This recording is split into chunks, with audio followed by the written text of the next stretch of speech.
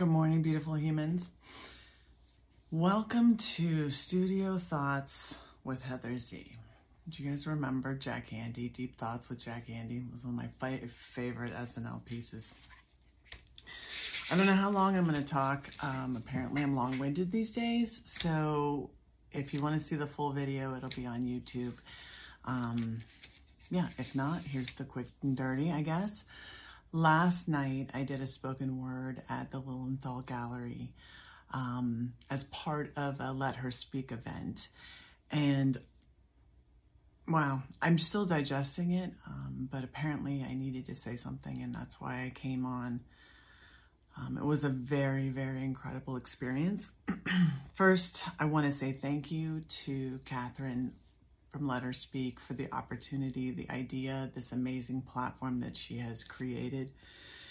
Casey, who leads Let Her Write, also an amazing new opportunity with women writing together, really, and sharing their voices. And that's what this event was. It was a culmination of both. And the Lilienthal Gallery, thank you for hosting us, had this amazing exhibit called Her. It's featuring women artists, both modern and contemporary. The artwork is incredible. I really urge you to go see it. Lilienthal Gallery in Knoxville. So last night, I'm surrounded by this incredible artwork by all these amazing female artists just really having a voice. And so as an artist, myself, as a woman, it was incredibly powerful to take that stage and share something that that was deeply personal. I wasn't sure what was going to come out. And my, invitation to speak for 5 to 8 minutes ended up being an 18-minute talk. And so I want to start with that. Because as amazing as this event was, I have ADHD, and part of that is reaction sensitivity disorder. A disorder is where it's so severe, but like when I do things in public or I speak or I do something that I perceive as wrong, I really struggle with it. And I have been thinking about the fact that I went over my time. That's the constant thought. And these are the intrusive thoughts that go with being neurodivergent, and they steal joy is what they do. And so I talk about it. I try to talk about it, and I try to just disregard the thought so I don't give it power. And then eventually it fades. Because the reality is at the end of the talk, at the end of the evening, no one came up to me and said, you're a real asshole for taking up all that time. The reactions were genuine and sincere and heartfelt, and people shared what they connected with and shared their own stories of healing and hope and inspiration. And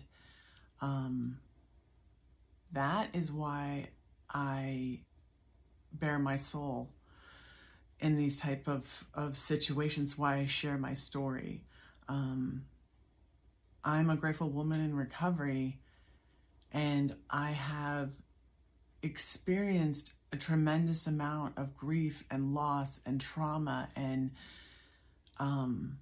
this is what the talk was about. Like, why do we as humans go through so much pain? What's the point of it?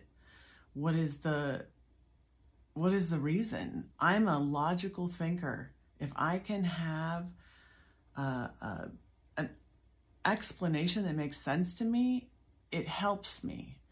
It helps me to get up each day. It helps me to keep going. I refer to myself as a pathological optimist, and that comes from somewhere. And the idea that I've been really resonating with or really thinking about is this idea that my soul chose this existence. Nothing sounds and has ever sounded more truer to me than that. That pain is not the goal. Enlightenment and understanding and growth is the goal. So this concept that my soul chose, the parents that I got, the life that I have, to learn different lessons.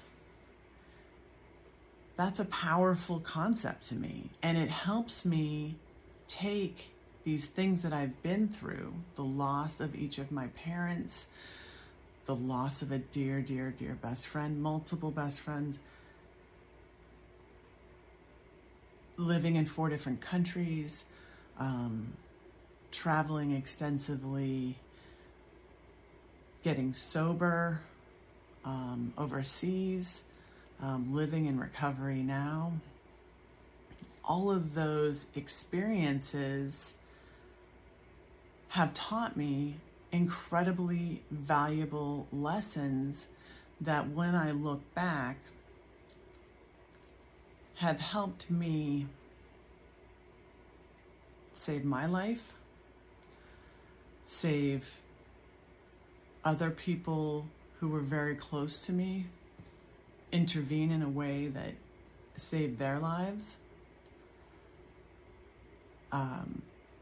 My experiences allow me to be a professional facilitator for an organization that is saving lives. I'm not being dramatic when I talk about life-saving care in terms of addiction, recovery, trauma, mental health. Those things are destroying families, they're destroying humans, and we have to talk about it. And there are places that are available for you to talk about, for support. And so I always talk about challenges.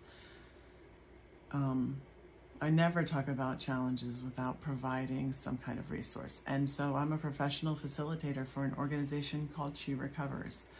We are a free organization that is online.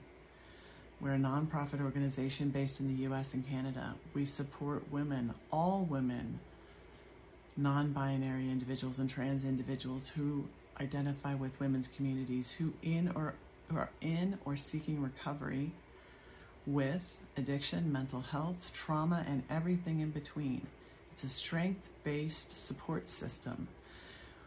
We don't require, Nix is a full approved member.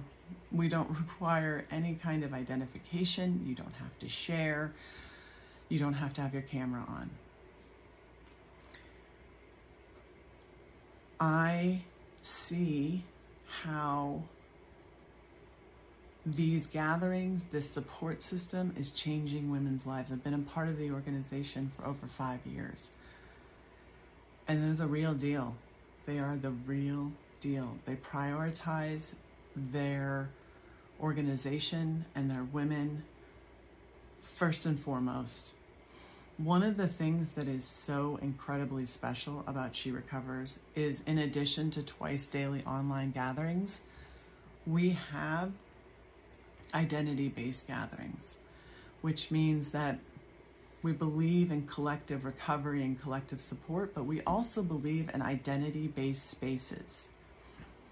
I co-lead a Mom of High Needs Children gathering that meets on Sundays at 6 p.m. Eastern Time. You can look at the sherecovers.org site to find out any of the information about the main gathering or the identity-based gatherings that I'm mentioning, and I also put links in the chat. We have an LGBTQ plus gathering. We have a women of color gathering. We have an allied health professionals and legal professional gathering. We have a variety of additional Facebook groups that support additional identity, like first responders and military. The reason that we have identity-based spaces is because humans need to have a space that they can talk about how things are impacting them and then in their daily lives in a real and authentic way. My recovery is impacted significantly by the needs of my children. And going on Sundays and gathering with other caregivers, so it's not just moms, it's caregivers, aunts, grandmothers, stepmoms. If you are the primary or a significant caregiver of an individual with high needs and you are in or seeking recovery, you qualify to come to this support. It's so incredibly valuable to have a space that I can talk about what's going on in my life in a really, really, really authentic way. I'm going to talk a little bit about, and I'm not a political person, but I want to talk a little bit about one of the things that we invite in She Recovers, and that is we do invite individuals to talk about how politics are impacting their recovery and their daily lives. We ask that no one specifically mention a political party or figure because we want to try to maintain some kind of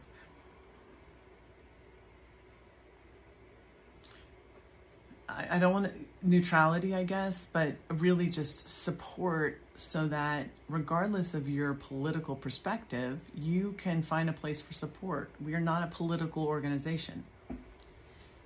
And things that are happening in this world directly impact me. I can speak for myself. I love individuals in the trans community. What is happening in this world is hard to watch.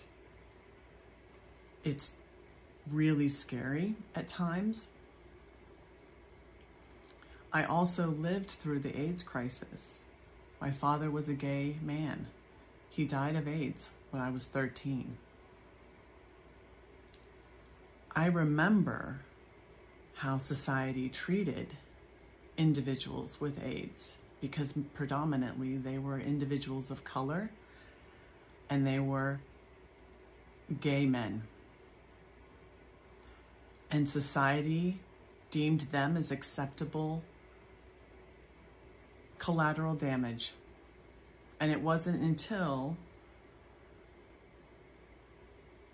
horrible to say, a child, a white child, a young man, Ryan White, contracted AIDS that the world started to pay attention.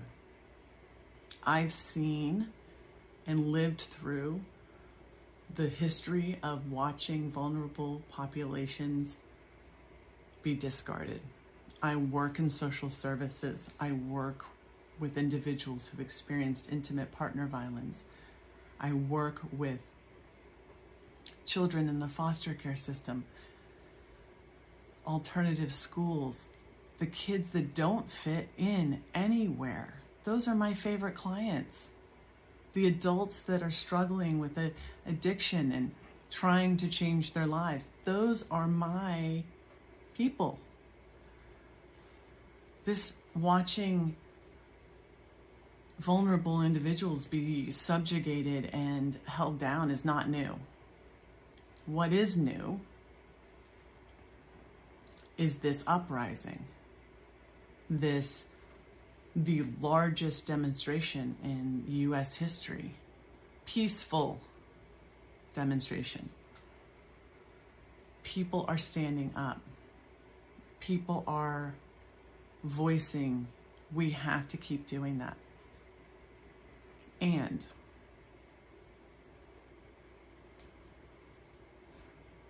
we also need to make space for everyone to show up for this situation as they can.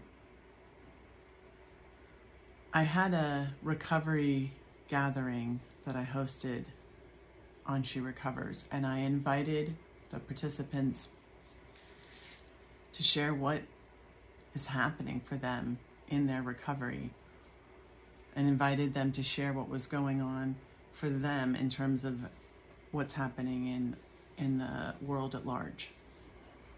And I also invited individuals to share their critical care plan. How are you taking care of your nervous system?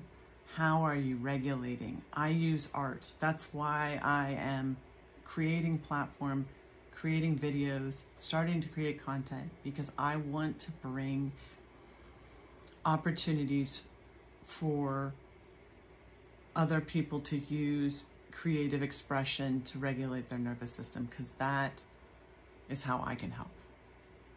And I can hold space on She Recovers, and I can share my story. That's how I can help. But what I can't do is watch the news. I can't be on social media scrolling constantly. I can't read the newspaper. And I want to be really clear. This is not privilege. This is protection. When I watch the news, when I see something on Facebook that I wasn't prepared for, no trigger warning, right? All of a sudden there's just something on your feed. I can't turn that off. Just like I can't stop thinking about how long my talk was and how much over time I went, I can't stop thinking about that image I saw, that person whose life was taken. It's consuming, and it doesn't help me, and it doesn't help me to be what I think is my intention, which is to hold space for others, to share where I'm at authentically. But if I can't get out of bed, if I can't show up, I can't share.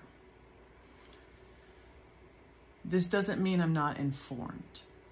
So I also want to change the conversation that when someone says I can't watch the news or I'm not on social media right now, the assumption is that that person is not informed. I love that social media has now become the beacon of information, which is so not real. You can be informed and not watch the news and not watch social media. You can seek other forms of information. So, I am giving voice today to those of us who, for however you came to this point, for me it's trauma and just being an empathetic human and all of those things that when I hear other people's pain, I can't just turn it off. And so I have to be selective about where I am able to hold that space. So I don't do it everywhere so that I can do it really where it counts. So I'm not being privileged, I'm being protective. And I do have privilege. I am currently not in fear of my own immigration status. I am not currently facing homelessness. I am not currently being abused.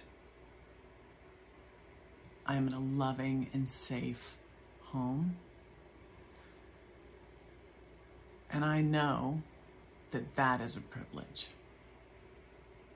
And that privilege I fully protect, because I know what it's like to lose the people that you love most. And so because of that experience that my soul apparently chose, I now live a fully aware life with my family at the forefront, because that's what's most important to me. My family, my friends, my community.